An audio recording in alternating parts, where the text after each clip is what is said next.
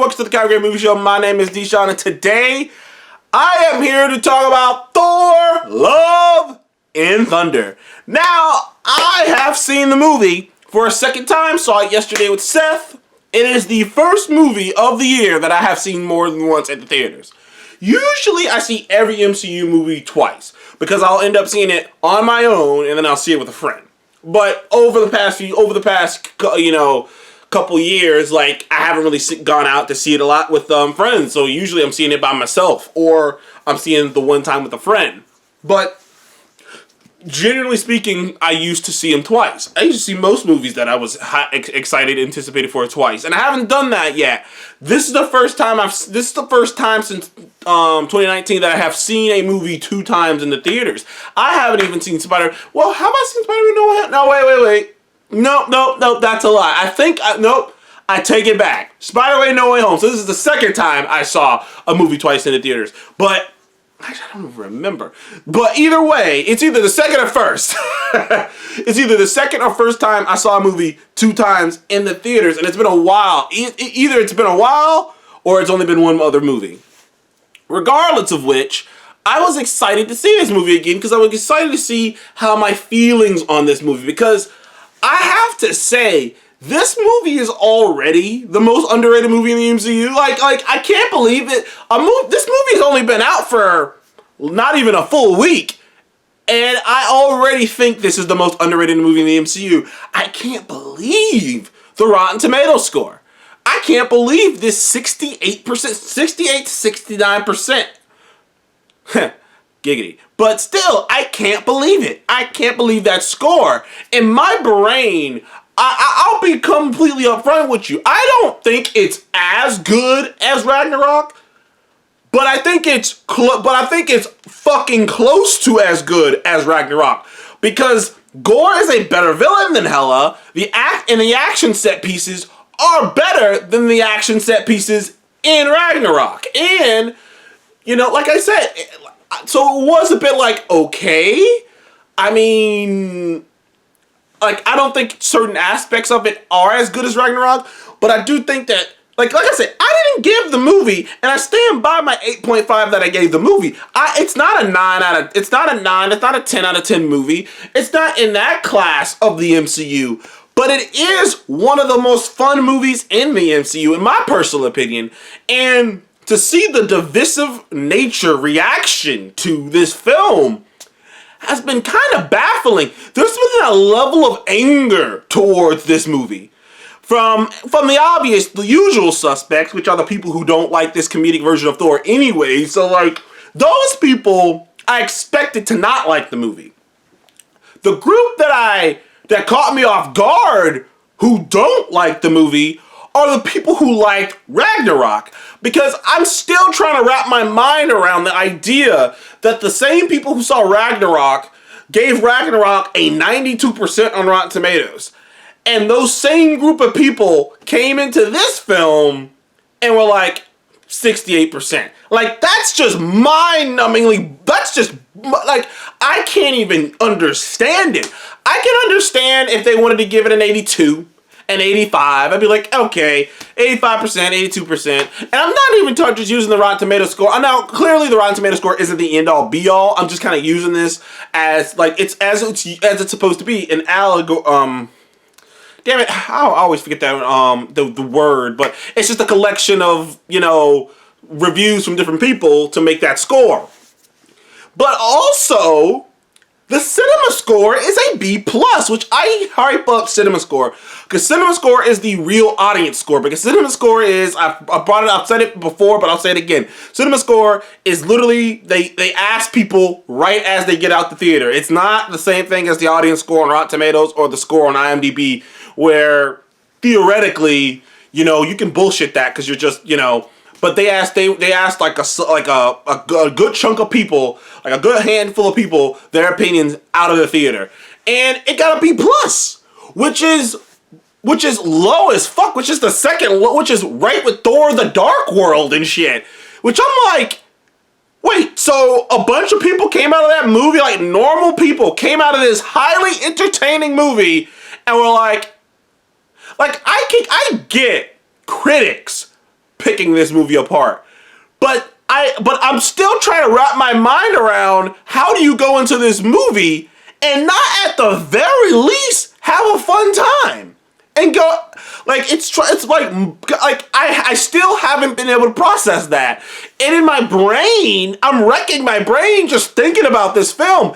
And I'm watching, and like I said, watching the movie a second time, I'm like, was it a bit more comedic? Comedic, yes, but it did like, and like, but it did have serious moments. The problem with this movie was that I think it could have used an extra 15, maybe even 20 minutes to really hone in on some of the other aspects, to give to Jane and to give to Gore. Because I do think there could have been another 10 minutes of Gore stuff, of Gore killing people, of Gore slaughtering gods, and I do think they should have showed more of him doing that to get that across. And I do think they could have given Jane that whole, because they come out with this whole backstory that Jane's mom had cancer before her, and I was like, that would have been something nice to explore, something to explore more of her dealing with the cancer. So like, they could have been like, by simply adding time to the movie and not changing anything about the movie at all, but by simply adding to the movie, I think it would have improved it. Sorry.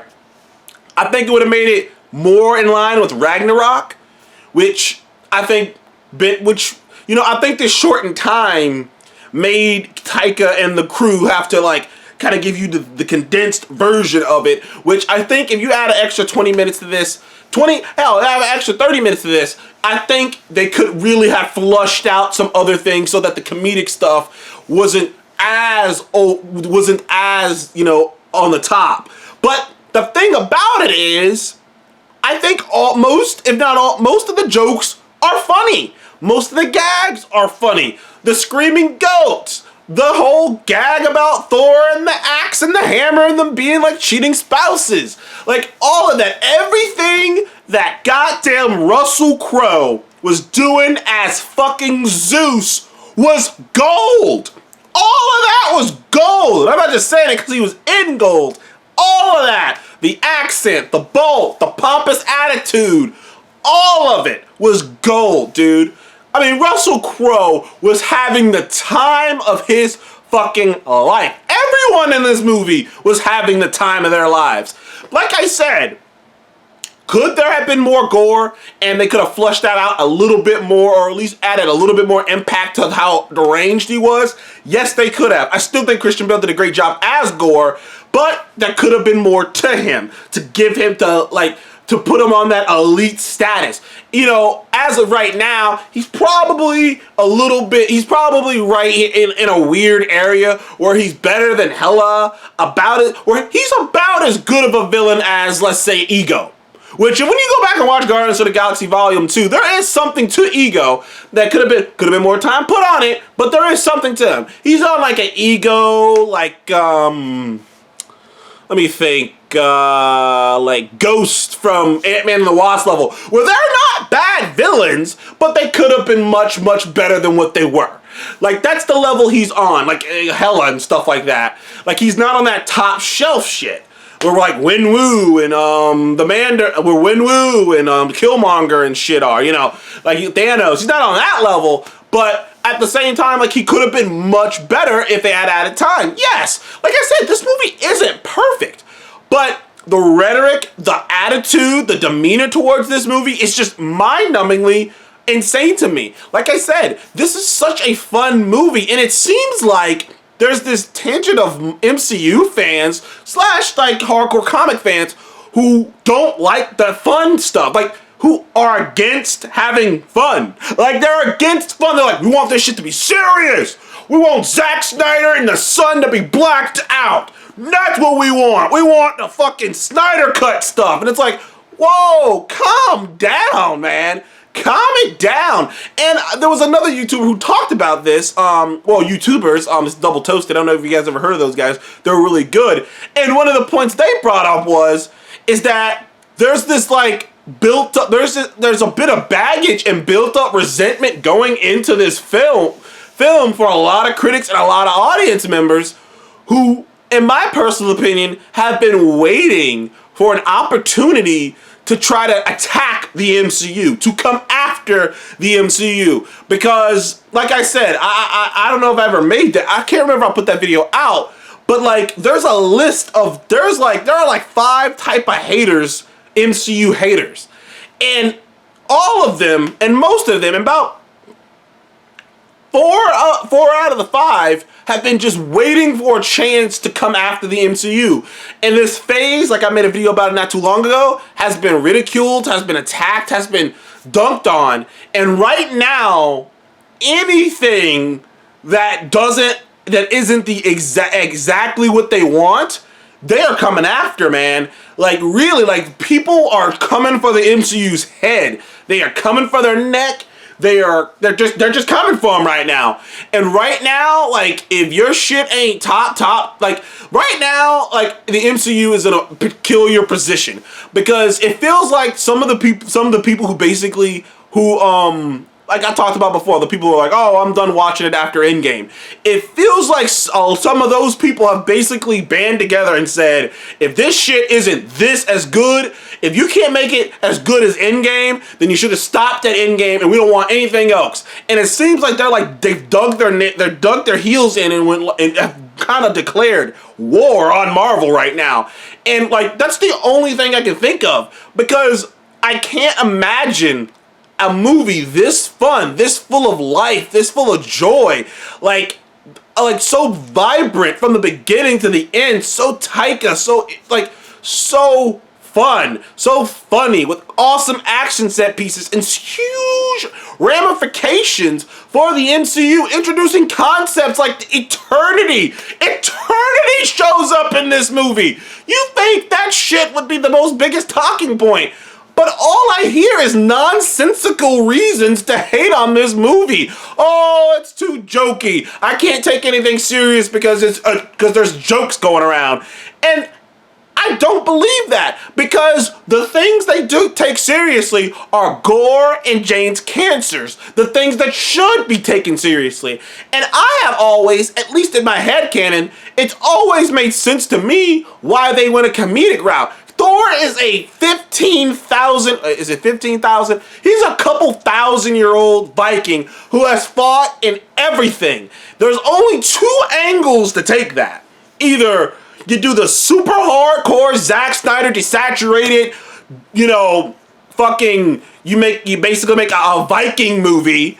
Either you do the hardcore, like desaturated, like I said, the dark, depressing one, or you make it comedic. Because for a god who's fought all this shit, everything would be a joke. He's a god. Yeah, it's a joke. He's not Tony. He's not some dude. He's Thor. It would be a joke to him. He would laugh it off. Plus, I've always taken Thor's joking nature and whatnot to make him relatable because I know plenty of people, me myself, who were in stressful situations. We try to make light of the situation to bring the stress of the situation down because we don't want to be in the situation. And that's how I've always felt with Thor.